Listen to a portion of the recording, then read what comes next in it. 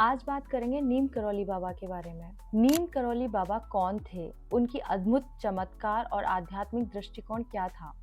नीम करौली बाबा के बारे में दुनिया भर में अपने चमत्कारों से मशहूर नीम करौली बाबा चमत्कारों के साथ-साथ करुणा के लिए भी काफी मशहूर है। उन्होंने अपने उपदेशों और चमत्कारों से लाखों लोगों के जीवन को बदल दिया। तो उन्होंने ऐसे कौन से चमत्कार किए जिनसे लोगों का उनके ऊपर विश्वास होने लगा। नीम करौली बाबा कौन थे? नीम करौली बाबा क्यों प्रसिद्ध है? नीम करौली बाबा मंत्र क्या है?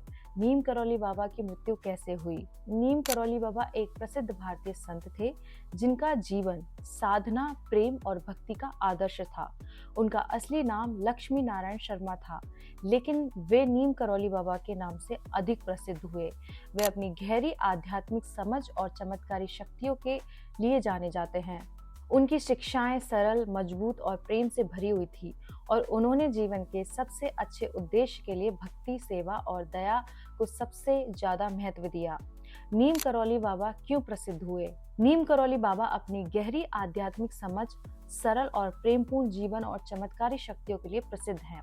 उनका जन्म 1900 के आसपास उत्तर भारत के एक छोटे से गांव में हुआ था। हालांकि उनके जन्म की सही तारीख और स्थान के बारे में अलग-अलग बातें हैं। वे शिष्य और गुरु के रिश्ते को महत्व देते थे और उनका जीवन पूरी तरह से साधना में समर्पित था। आध्यात्मिक शिक्षाएं और भक्ति। नीम करौली बाबा ने अपनी शिक्षाओं में भक्ति और ईश्वर के प्रति प्रेम को सबसे महत्वपूर्ण बताया। उन्होंने हमेशा अपने अनुयायियों को भक्ति और सेवा के माध्यम से आत्मा की शुद्धि और परमात्मा के साथ संबंध बनाने की सलाह दी। उनका प्रिय मंत्र राम था और वे इसे जाप करने का महत्व बताते थे। नीम करौली बाबा के बारे में यह कहा जाता है कि वे चमत्कारी थे। उन्होंने कई बार लोगों के जीवन में चमत्कार किए, जैसे बीमारियों का इलाज करना, भविष्य को देखकर मार्गदर्शन देना और लोगों की परेशानियों को दूर करना। उनकी चमत्कारी शक्तियों के कारण उन्हें भगवान का अवतार माना गया। सेवा और दया। नीम करौली बाबा को जीवन दूसरों की सेवा में समर्पित था। उन्होंने हमेशा जरूरतमंदों की मदद, चाहे वे गरीब लोग हो या बीमार लोग। उनका मानना है कि सच्ची भक्ति और ईश्वर की सेवा दूसरों की सेवा करने में है। उनके भक्त बताते हैं कि बाबा ने कई बार अजनबियों की मदद की और उन्हें दयालुता का पाठ पढ़ाया। विश्व भर में उनके अनुयायी। नीम करौली बाबा का प्रभाव सिर्फ भारत में ही नहीं बल्कि विदेशों में भी था। विशेष रूप से अमेरिका में उनके अनुयायी बड़े हैं। वहाँ के कई प्रमुख लोग जैसे कि रामदास, जो पहले हार्वर्ड विश्वविद्यालय के प्रोफेसर थे, बाबा से मिले और उनके उपदेशों को फैलाया। बाबा का प्रभाव आज भी उन लोगों के जीवन में दिखता है जो उनकी शिक्षाओं को अपनाते हैं। नीम करौली बाबा का प्रमुख आश्रम कसौली, हिमाचल प्रदेश में स्थित है और वहां लाखों भक्त उनकी पूजा और साधना के लिए आते हैं। उनका एक और प्रसिद्ध आश्रम अलीगढ़ में भी है, जो उनके अनुयायियों के बीच बहुत लोकप्रिय है। नीम करौली बाबा का प्रमुख मंत्र राम था। यह मंत्र बहुत सरल और शक्तिशाली माना जाता है। वो हमेशा राम नाम का जाप करते थे और अपने शिष्यों को भी यही बताते थे। नीम करौली बाबा की मृत्यु 11 सितंबर 1973 में हुई। उनकी मृत्यु के कारणों के बारे में कोई साफ जानकारी नहीं, क्योंकि उनके भक्त मानते हैं कि बाबा ने खुद ही अपना समय तय किया था और बिना किसी बीमारी या परेशानी के उन्होंने अपना शरीर छोड़ दिया। उनकी मृत्यु के समय उनके शिष्यों का कहना था कि बाबा ने उन्हें पहले ही बता दिया था कि वह अपना शरीर छोड़ने वाले हैं। कुछ लोग मानते हैं कि बाबा ने अपनी आध्यात्मिकता की यात्रा पूरी कर ली थी और अब उन्हें अपने दिव्य रूप में जाना था। उनकी मृत्यु के बाद भी उनके भक्तों में उनका प्रभाव और आशीर्वाद बना रहा और उनकी शिक्षाएं लोगों को प्रेरित करती रही। बाबा नीम करौली एक चमत्कारी बाबा थे। उनके भक्त उन्हें हनुमान जी का अवतार मानते थे। वे एक सीधे साधे सरल व्यक्ति थे। उनके संबंध में कई तरह के चमत्कारिक किस्से बताए जाते हैं। आओ जानते हैं बाबा नीम करौली जी से संबंध कुछ बातें। नीम करौली बाबा का वास्तविक नाम लक्ष्मी नारायण शर्मा था। उत्तर प्रदेश के अकबरपुर गांव में उनका जन्म 1900 के आसपास हुआ था।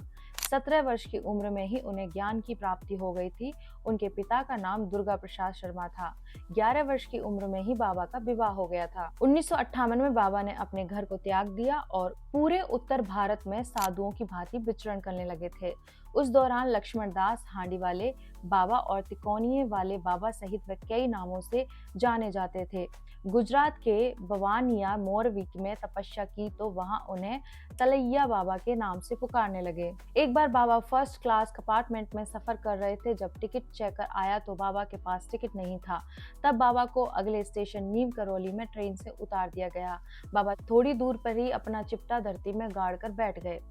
ऑफिशियल्स ने ट्रेन को चलाने का ऑर्डर दिया और गार्ड ने ट्रेन को हरी झंडी दिखाई, परंतु ट्रेन 1 इंच भी अपनी जगह से नहीं हिली। बहुत प्रयास करने के बाद भी जब ट्रेन नहीं चली तो लोकल मजिस्ट्रेट जो बाबा को जानता था, उसने ऑफिशियल्स को बाबा से माफी मांगने और उन्हें सम्मान पूर्वक अंदर लाने को कहा।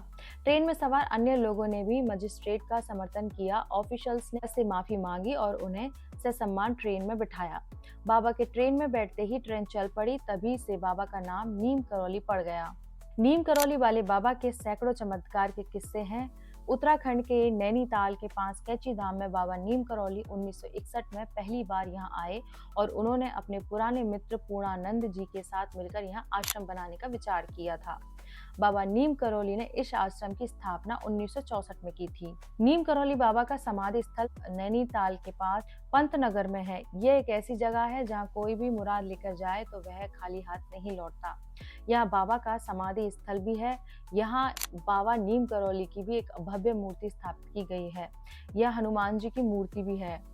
नीम करौली बाबा के भक्तों में एप्पल के मालिक स्टीव जॉब्स, फेसबुक के मालिक मार्क जुकरबर्ग और हॉलीवुड एक्ट्रेस जूलिया रॉबर्ट्स का नाम लिया जाता है। कहा जाता है कि इस धाम की यात्रा करके उनका जीवन बदल गया। 15 जून को देवभूमि कैची धाम के मेले का आयोजन होता है और यहाँ देश विदेश से बाबा नीम करौली के भक्त आते हैं। इस धाम में बाबा नीम करौली को भगवान हनुमान का अवतार माना जाता है। देश विदेश से हजारों भक्त यहाँ हनुमान जी का आशीर्वाद लेने आते हैं। बाबा के भक्तों ने इस स्थान पर हनुमान का भव्य मंदिर बनवाया।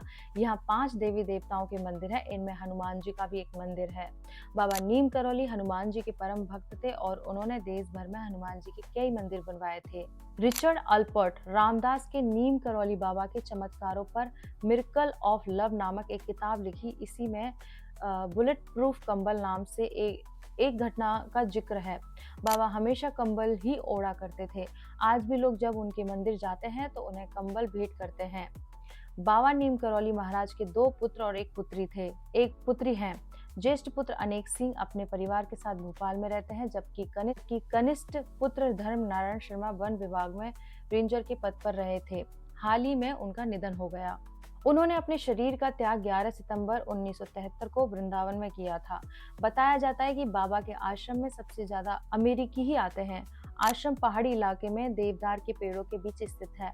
आज से 50 साल पहले 1973 में बाबा नीम करौली की मृत्यु हुई। उस दिन अनंत चतुर्दशी का दिन था। बाबा ने वृंदावन की पावन भूमि में तुलसी और गंगा जल ग्रहण कर अपने प्राण त्याग दिए। सिद्धि माँ बाबा नीम करौली महाराज की आध्यात्मिक परंपरा में एक महत्वपूर्ण व्यक्ति हैं, जिन्हें उनकी अटूट भक्ति और समुदाय में योगदान के लिए जाना जाता है। अल्मोड़ा में जन्मी वह 8 बहनों के परिवार में बड़ी हुई। सिद्धि माँ ने तुलाराम शाह से विवाह किया, जो बाबा नीम करौली के एक समर्पित भक्त थे। अपने पति की मृत्यु के बाद उन्होंने बाबा की सेवा करने की गहरी प्रतिबद्धता की और पूरी तरह से आध्यात्मिक साधनों को समर्पित कर दिया।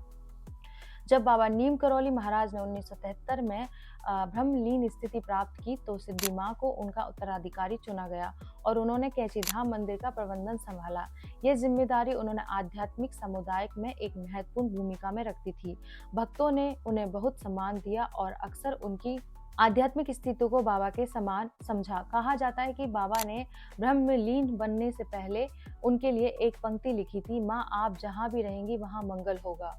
सिद्धि माँ नियमित रूप से भक्तों के लिए कैची धाम में दर्शन सत्र आयोजित करती थी। आमतौर पर शनिवार और मंगलवार को उनकी उपस्थिति को एक आशीर्वाद माना जाता था और कई भक्तों का मानना था कि उन्होंने बाबा की अलौकिक शक्तियां विरासत में पाई हैं।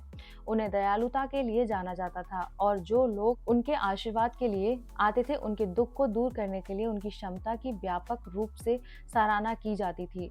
उन्होंने अक्सर तीर्थ यात्राएं आयोजित की, जिससे उनके अनुयायियों में एकता और समुदाय की भावना बढ़ी। 1980 में सिद्धि माँ ने ऋषिकेश में एक आश्रम स्थापित किया, जिससे बाबा नीम करौली महाराज की आध्यात्मिक पहुंच और बढ़ी।